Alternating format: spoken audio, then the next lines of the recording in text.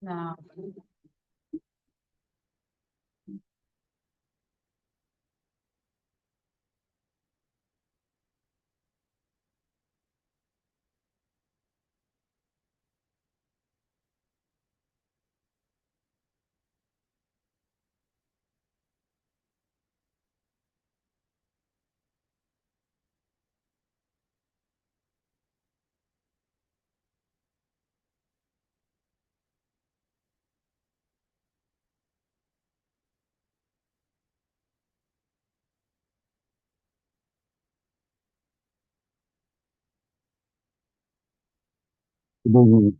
Township Council Workshop, Wednesday, June 4th, 2025. This meeting is now called to order.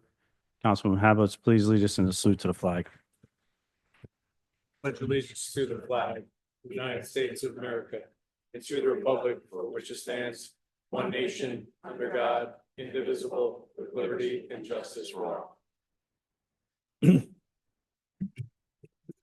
Thank you, Madam Clerk. Please read the statement of public notice. Take notice that adequate notice of this meeting has been provided in accordance with NJSA 10:4-8 and NJSA 10:4-10 as follows. A notice of the meeting was prominently posted on the bulletin board at the municipal building located at 225 Main Street, Little Falls, New Jersey on April 29th, 2025. Copy of the notice was sent to the North Jersey Herald and News and the Record on the same date. Additionally, a copy of the notice was filed in the office of the Township Clerk on said date. A link and a telephone number to join the meeting virtually can be accessed on the township website at littlefallsnj.gov. Electronic provisions have been established for the public to participate during the public comment portion of the meeting. Thank you. At this time, Madam Clerk, please call the roll. Councilmember Patel? Present. Councilmember Murphy? Present. Councilmember Hablitz, Present. Councilmember Vanchery? Present. Council President Scoba. Present. Mayor Damiano. Thank you, Council President. This evening, we have a proclamation recognizing Pride Month. As everyone knows, June is Pride Month across the United States. And this evening, we'll be doing a proclamation in honor of So in Little Falls. And I want to thank all of you for joining us on Monday for the flag raising. Thank you, Councilman Vanchery, for setting that up. We had a great turnout and it was a great event. And the proclamation reads, whereas our nation was founded upon the declaration that all people are created equal, that life, liberty, and the pursuit of happiness are among the inalienable rights of every person, and that each person shall be accorded the equal protection of the law. And whereas the LGBTQIA+ community has made great strides forward, but equality, inclusion, and acceptance have not yet been fully achieved. We must practice these values and teach them to future generations. And whereas this year marks the 56th anniversary of the Stonewall riots, the birth of Pride celebrations as we know them, and during LGBTQIA+ Pride Month, we commemorate the events of June 1969 and commit to achieving equal justice under the law for the LGBTQIA community. And whereas we celebrate and support our LGBTQIA+ community's right to live their lives out loud during Pride Month and every month, and as we celebrate Pride, we must continue to demand equal rights for all. Now, therefore, I, James Belford Damiano, Mayor of the Township of Little Falls, on behalf of the Township Council, do hereby proclaim June 2025 as LGBTQIA+ Pride Month in the Township of Little Falls, and we encourage all residents to celebrate the progress within our culture towards justice, equality, and full civic recognition for LGBTQIA+ persons, and to join us in the fight that remains to be won. Council President, that's all that I have aside from the public hearing of the 2025 municipal budget. Thank you, Mayor. Have a motion to open to the public hearing for the 2025 municipal budget. So moved. Moved by Councilwoman Havelitz, second by Councilman Vanchery. Let's do a roll call. Call the roll. Councilmember Patel? Yes. Councilmember Murphy? Yes. Councilmember Hablitz, Yes. Councilmember Vanchery? Yes. Council President Scoba. Yes, the public hearing for the municipal budget of 2025 is now open.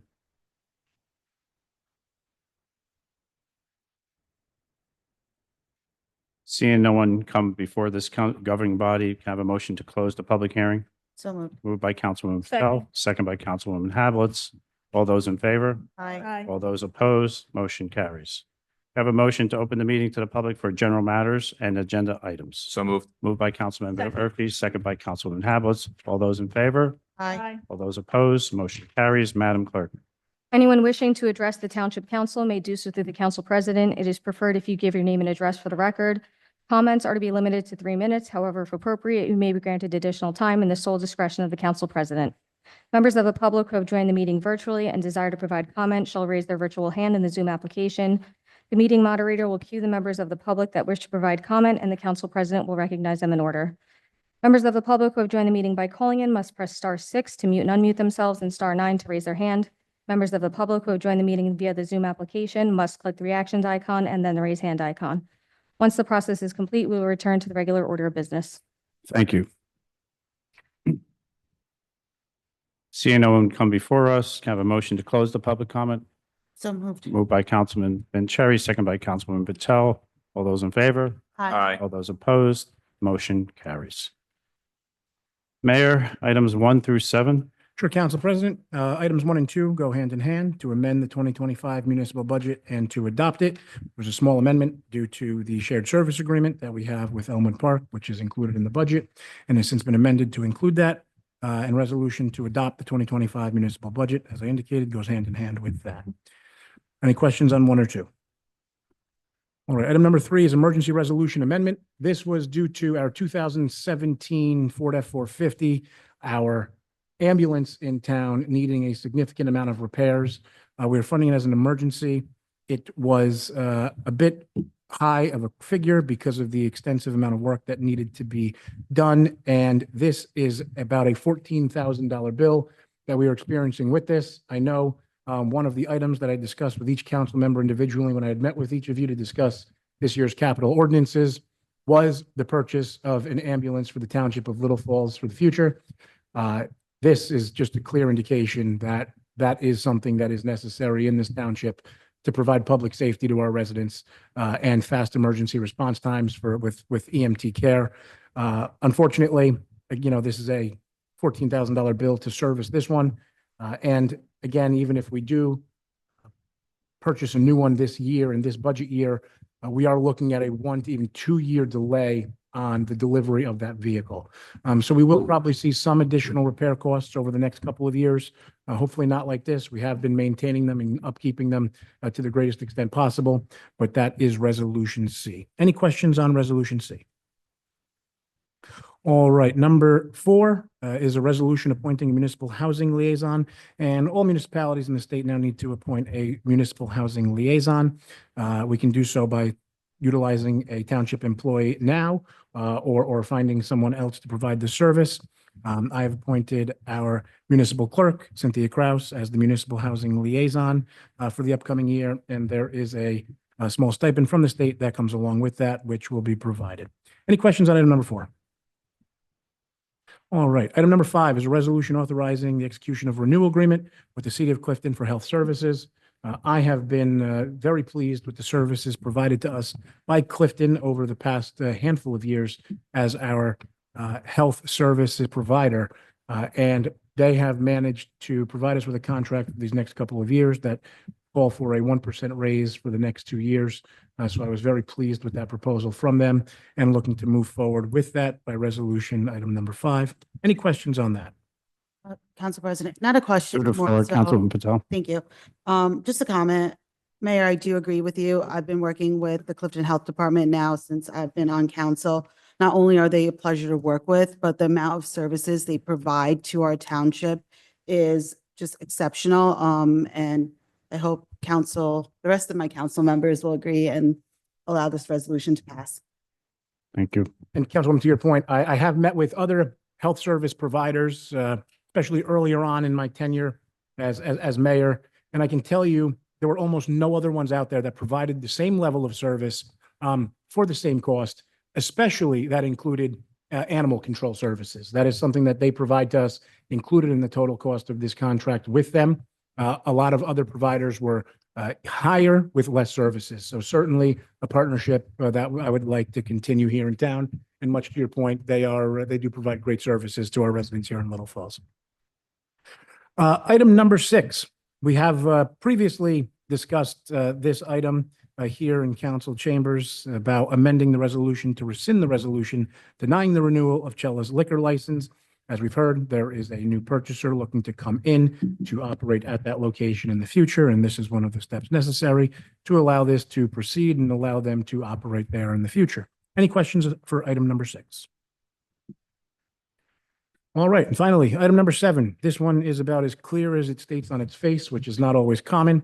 It's an ordinance amending chapter 7, designating no turn on red intersection. And for those of you that may be familiar with the new traffic light, and that's all of us here for sure, and for those in the public, the traffic light at the intersection of Francisco Ave and Cedar Grove Road, there have been no turn on red signs installed in order to ensure that they are fully enforceable in the future. Having them adopted by ordinance is a way to confirm that and ensure that there's an ordinance associated with it for local violations here. So amending chapter 7 to include those 4 no turn on reds is what this is looking to do. Any questions on item number 7? Councilman Ben Cherry, you were an advocate for this light, and worked diligently to get this community that light. Tell me why we need a new no turn on red at that intersection. If you want my honest opinion, we don't need a no turn on red. All we're gonna do is create a little more backup once again, like we had with a stop sign. I mean, let's look at Union and Main right now. There was a sign there that said no turn on red that was not through an ordinance. And once that was removed, you notice a difference in the patterns where Union is not backed up as far as the garden center that's down the road over there. I mean, I think personally, we should not put the signs. I know it's disappointing that the signs were put up before we came to this point. I know that's on the contractor and everything else, but I think we should have had a discussion. We just installed the light, and I'd prefer if we tabled this and maybe wait and see how it goes, because the last thing we want to do is have people stopped when there's no oncoming traffic the other way, when they can just make a right and proceed to their destination. So I would say if we could, table this and maybe look at it in like 3 to 6 months as we evaluate that whole intersection at this point, because we just had the light installed. So that's. Council President, if I may. Mayor Damiano. What I would suggest to the council is that tonight is just an introduction of this ordinance. By introducing the ordinance, it advises the public that this is something that needs to be discussed further in town. By introducing this ordinance, it also allows for very swift action to be taken by the council in the future if you determine that we should have no turn on red signs there in the future.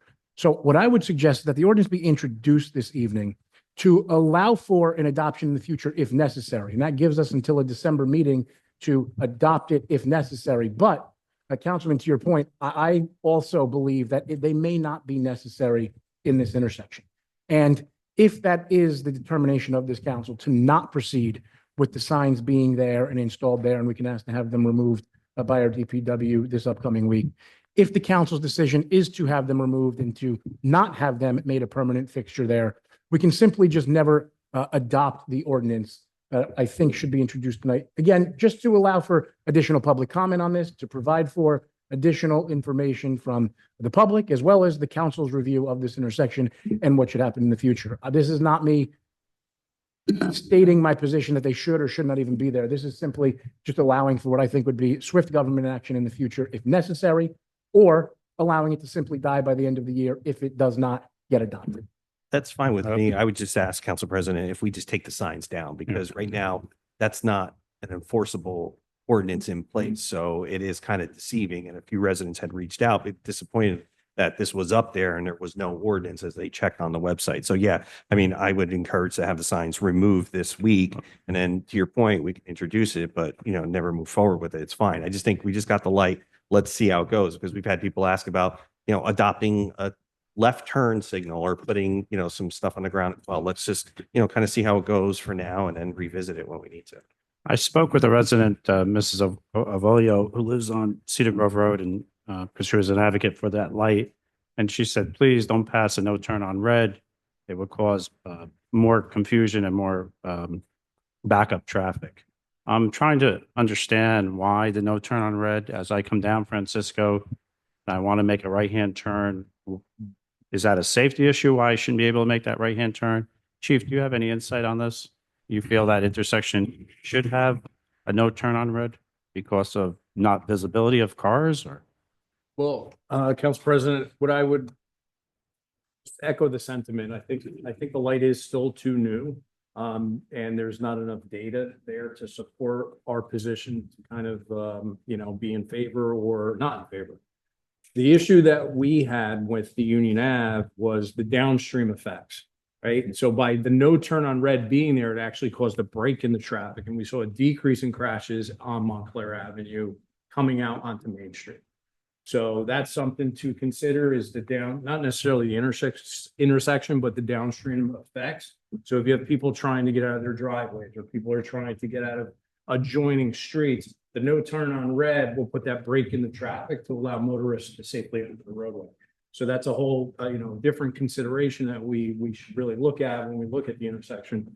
And I would just recommend that we'll let it go for a period of time, and then our traffic unit can really take a good look at it.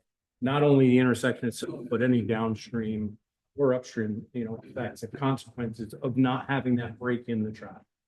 Thank you, Chief, for that Yep. insight. Mayor Damiano? Yeah, to the chief's point, one of the just concerns that I have possible concerns that I have, because it's not legitimately yet, is when you're on Cedar Grove Road heading towards Francisco from Main Street.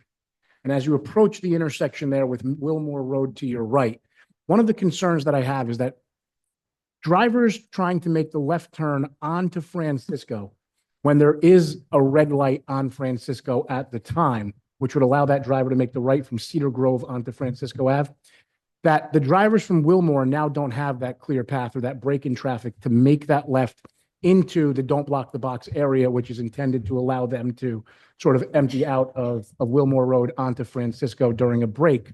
Again, we don't know enough yet to see if that is an actual problem or not. It was just one of the things that I foresee as a potential issue there. Again, when we look at plans on sheets of paper, we see 4 no turn on red signs, and it's hard to really envision what the impact of that may be. They were in the original plans. That's why they're installed now. But Councilman, to your point, I don't know that we know enough to say they are or are not necessary. So maybe going a period of time without them to determine how that actually does impact traffic or not is something that we can do.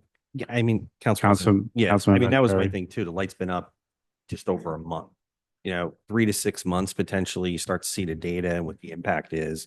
Then we could kind of revisit things. Because even like I said, if we need to like restripe the lining, especially on Francisco, to have the left turn signal painted on both sides as well as the continuation, because you see that a lot when people are making a left. I did it this morning, coming home from the gym. I was making a left on the Francisco, and a car was able to go around me to continue. I'm making a left on Cedar Grove Road, sorry.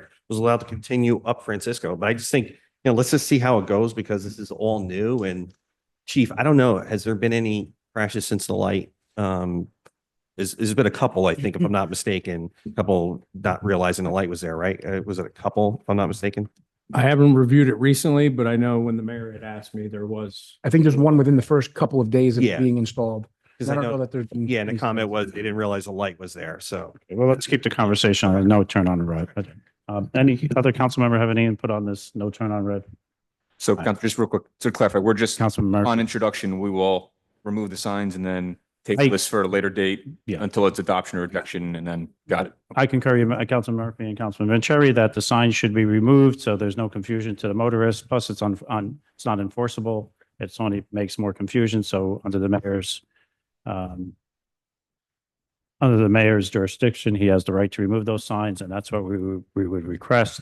I don't have a problem in introducing this, but definitely not putting it on for a second reading until we get more clarification and more data, because I'm quite not comfortable in passing this at this point myself. Okay. Can I have a motion to approve the following applications? This is a roll call. Does anybody have any problem with the applications? Madam Clerk, please call the roll. Council President, we need a I'm sorry. motion in a second. I'm sorry. A motion in a second. I'm sorry. Have a motion to approve the following applications. Moved by Councilman Vanchery, second by Councilwoman Havelitz. Now can I have a roll call? Councilmember Patel, Council President, it's just the applications, right? And then we'll do a separate, That's correct. okay. We're just, you're just voting on the applications. The municipal budget will come up on to the next roll call. Thank you. You're Yes. Councilmember Murphy. Yes. Councilmember Havlet. Yes. Councilmember Vanchery. Yes. Council President Scoba. Yes, we'll take the action items one at a time. Can I have a motion to approve Resolution A, So moved. moved by Councilwoman Patel, Second. second by Councilwoman Havelitz. Can I have a roll call to for the resolution to amend the 2025 municipal budget. Councilmember Patel, Yes. Councilmember Murphy. Yes. Councilmember Havlet. Yes. Councilmember Vanchery, Yes. Council President Scoba. Yes, can I have a motion to adopt the 2025 municipal budget? Moved by Councilman Hablitz, Second. second by Councilman Vanchery. Roll call. Councilmember Patel, No. Councilmember Murphy. No. Councilmember Havlet. Yes. Councilmember Vanchery, Yes. Council President Scoba. Yes, on emergency resolution amendment C, roll call, please. So moved. Moved by Councilman Murphy, Second. second by Councilman Patel. Call the roll. Councilmember Patel. Yes. Councilmember Murphy. Yes. Councilmember Havlet. Yes. Councilmember Vanchery, Yes. Council President Scoba. Yes, can I have a motion to approve resolution appointing municipal housing liaison? So moved. Moved by Councilman Patel, second by Councilman Hablitz. Roll call, Madam Clerk. Councilmember Patel, Yes. Councilmember Murphy. Yes. Councilmember Havlet. Yes. Councilmember Vanchery, Yes. Council President Scoba. Authorizing execution of renewal agreement between the Township of Little Falls and the City of Clifton. Motion. So moved. Moved by Councilman Patel, Second. second by Councilman Murphy. Roll call. Councilmember Patel, Yes. Councilmember Murphy. Yes. Councilmember Havlet. Yes. Councilmember Vanchery, Yes. Council President Scoba. Yes, amending resolution for municipal council for the Township of Little Falls. Roll call. I'm sorry, motion. So moved. Moved by Councilman Murphy, second by Councilman Patel. Roll call. Councilmember Patel, Yes. Councilmember Murphy. Yes. Councilmember Havlet. Yes. Councilmember Vanchery, Yes. Council President Scoba. Yes, motion for the bill list. So moved. Moved by Councilman Murphy, second by Councilman Patel. Roll call. Councilmember Patel, Yes. Councilmember Murphy. Yes. Councilmember Havlet. Yes. Councilmember Vanchery, Yes. Council President Scoba. Yes, Council President, yes, if I may, before we Mayor get- Damiano, the floor is yours. before we get into new business, there's just something I feel I need to get off my chest. And, the last meeting we were sitting here and Councilman Murphy indicated he had issues with last year's budget. And that's why he voted against this year's budget, but cited no issues with this year's budget whatsoever. He also never cited a single issue to me about last year's budget when he approved it, which was easy for everyone to vote in favor of because there was no tax increase whatsoever. At no point prior to that meeting, nor prior to this meeting, did anyone raise any objections with this year's budget or address any proposed spending in private or in public. Opposing today's budget, which includes a necessary tax increase, seems politically motivated and inconsistent with good governance. I agree with everyone that this year's budget's a tough pill to swallow based upon the simple cost increase. But voting no on this year's budget is voting no to the government running, in which there are no alternatives to. There's nothing to be cut from this year's budget. There's no wasteful spending. Nothing raised by Councilman Murphy about last year's budget addresses a single penny of wasteful spending in this year's budget. It seems that Councilman Murphy believes that we should have raised taxes last year without a real need to do so. And frankly, I'd prefer to keep money in people's pockets whenever possible and only raise taxes when absolutely necessary. We should all be solution-oriented, and no other options being presented related to this year's budget indicates an affirmation of the fact that there's no waste in this year's budget. It's simply easier to say no to a tax increase than take the hard position that includes taking responsible action and passing a budget which includes an increase. Council President, if I may. Yeah, through the floor, Councilman Murphy. So Mayor, with respect, I wholeheartedly disagree with you on that. First things first, I don't think there's anything political about that. I mean, we've supported budgets, we've worked together on budgets in the past. This is not a political play that we're doing here. It's the mayor's budget. You present the budget to council, we vote yes or no on it. We're entitled to our opinions, we're entitled to what we want to do. As for what we can cut, Mayor, with respect, that's your job. It's the mayor's budget. It's not Councilman Murphy's budget. It's not the council's budget. It's the mayor's budget. You present it to us, and not for nothing. You have not called us at all on this whole process. So you're free to sit here and say, for me to come up with a solution, it's your budget. So I could go through this budget and say, yeah, Mayor, how about we take out the stipends for council and mayor? We can cut that. I mean, why haven't we cut that? So if you want me to give you solutions on how we can cut things, I'll give you solutions. It's not my job to do that. I'm happy to do that, but we are more than willing to sit here and say, how do you want to do this? How do you want to go about this on record? You never once called me outside of this on record. That's politically motivated. Not for nothing, politically motivated. I mean, you're the one who takes to Facebook every time we vote no. Last time we voted no on something, you took to Facebook and instead of calling me and asking about it, and not for nothing, that Facebook post wasn't even true about what you posted on there, and we had a later discussion about that. So I take major offense to what you're saying about this. You can call me, it's the mayor's budget, you could ask me for my opinion on it, which you never once done, and not for nothing, I have no faith in the administration for what was done last year. I scheduled a meeting with the BA, and at the time, the CFO, I had concerns with him about where I thought there were issues with the budget. I was told my issues are of no concern. My math was wrong, their math was right. Here's where the taxes are going to come from. Here's where it's going to come up from, development, cannabis. Well, that never came. And so you sit here and you say, well, why can't you support this year's budget? I can't support this year's budget because I had concerns with last year's budget. And I brought those to them and I was told I was wrong. And now the tax dollars never came, as I warned, and my concerns were. So I think we have to sit back and say, we're entitled to our opinions of what we feel on this budget. My answer is going to be no. End of the day, Mayor, it's your budget. I'm sorry, but I just can't support it. That's not how the budget works. Mayor Damiano? I present the budget to the council. It is the council's job to either adopt, amend, or reject the budget. There were 0 amendments that were even discussed whatsoever. It is the council's job in this form of government to make modifications to the budget that I propose that this council adopt. That is how it has worked in this municipality since this form of government has taken effect, decades ago. So to say that you also scheduled a meeting with everyone but me last year to discuss what you just indicated is my budget, never once raising a single concern with me, and me having never been even made aware that a single meeting happened, I believe shows that this is politically motivated. Voting yes when there's no tax increase is easy. Voting no when there is a Mayor, tax that's, increase is you also know, easy. that's so untrue. Mayor, you are the author of the budget. And so I went to the numbers guy to confirm the numbers with what I thought was on or wrong.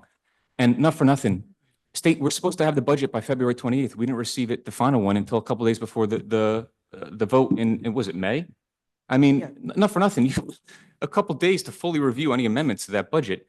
And my phone's here, you have my number, we could talk about it anytime, but I disagree with that, the whole notion that it's for us to amend. Well, then let's have a discussion on what, I mean, this is insane to me that we could sit here and say that something that you author, that I went to a CFO to check the math on, the numbers guy to check the math on, and was told my concerns aren't of issue.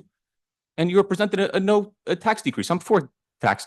All of us, we should be for tax decrease. I mean, how would we ever vote no on that? I mean, I don't see how that in any way is any shape or form political. We have worked nonpartisanly, and I think we've agreed on many things, and we've disagreed on some. But to say that this is a political move to me is insane. I brought concerns up. I was told my concerns were not concerns.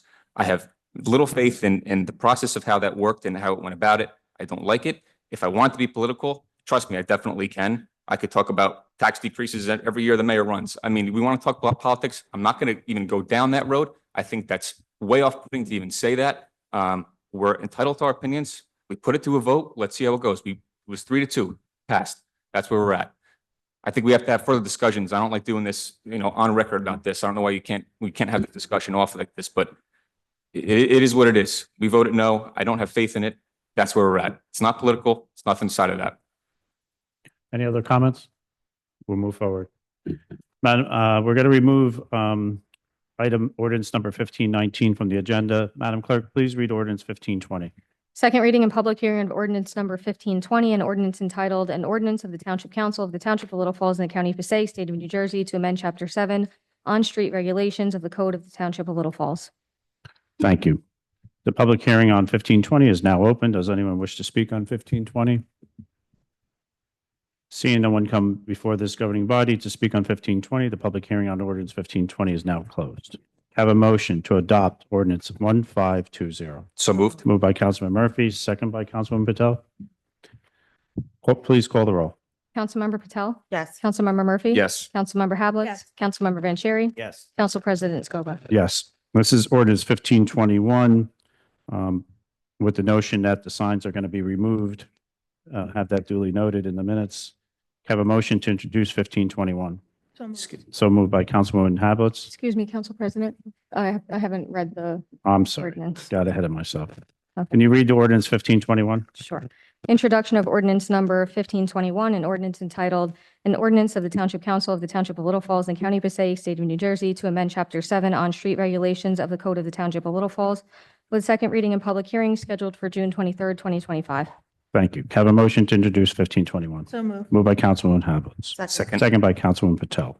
So we're going to take this under a vote with the notion, again, I'll repeat myself, that the signs get removed at that current intersection. Please call the roll for 1521. Councilmember Patel? Yes. Councilmember Murphy? Yes. Councilmember Havlet? Yes. Councilmember Vanchery? Yes. Council President Scoba. Yes. Councilwoman Patel, would you lead us off on council discussions?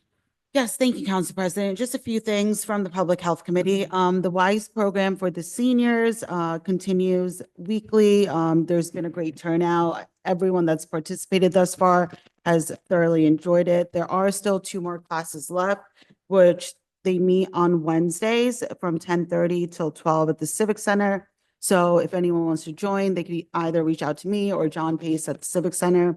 And then the Clifton Health Department has an autism and disability parent support group that was established with the goal to provide a welcoming, supportive, inclusive, and educational environment for parents and families of neurodiverse individuals. Again, this program only has 2 meetings left, but Tom Sadowski from the Clifton Health reached out to me, letting me know that there are still open spaces. So if there's any families that want to join, please reach out to me. And finally, the next Public Health Committee meeting is going to take place on Wednesday, July 9th at 6:30 PM, and that's right here in Town Hall. Thank you. And you're currently working on a survey, is that correct, Councilwoman Patel? Yes, as I mentioned last time, we initially had a survey done when I first got into office. Surprisingly, time has flown by very quickly. And we do want to get additional information from the residents. We kind of want to focus more on what the residents are looking for in terms of services and programs, so that I can discuss those things with the health department and expedite bringing those programs to Little Falls. Thank you. Councilwoman Havelitz? Thank you, Council President. So just some library updates. There will be a preschool yoga this Friday, June the 6th at 10:15 a.m. Registration is done at the library's website, as well as there is a Dungeon and Dragons this Monday the 9th at 6:30 p.m. for grades 9 and up. Also registering at their website, and the library is in the process of installing their sensory garden, thanks to a grant from City Green. So be on the lookout for that. As always, there is their social media pages and their website to see more events at the library.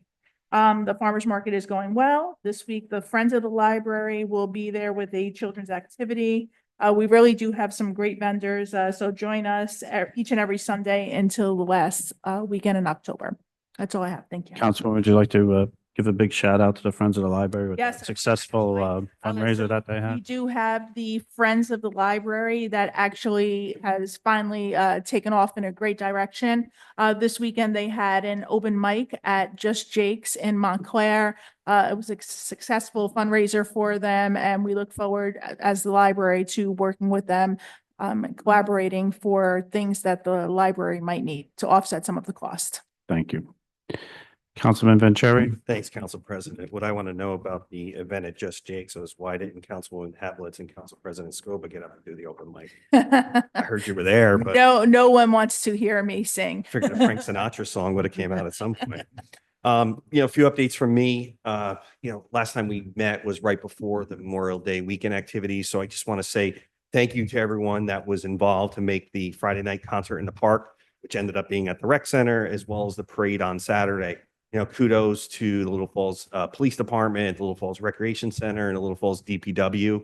We met a few days prior to kind of, just go over the 2 days and what the expectations were, and everything went smooth. I mean, the weather didn't cooperate on Friday for the concert like it usually does, but we got lucky on Saturday where it held up in the morning for us to get through. So thank you for everyone that was a part of that, and already starting to plan next year. As the mayor alluded to with the ordinance tonight, on Monday, we actually had our annual Pride Flag ceremony take place at Town Hall. Grateful for the mayor and council for attending, as well as the members of the Little Falls Police Department, as well as Lieutenant Dawn Gilchrist, who spoke. And ironically, when she talked about her program, and it was posted later on social media, one of the businesses in town reached out and asked if Lieutenant Gilchrist could come over and bring the stickers to put on their business. So it was good to hear that. Also grateful for Assemblyman Al Barlis always being there for Little Falls. He came and said a few words as well. So again, we do these events to recognize the community and all different activities per month. And it's good to see a crowd come out.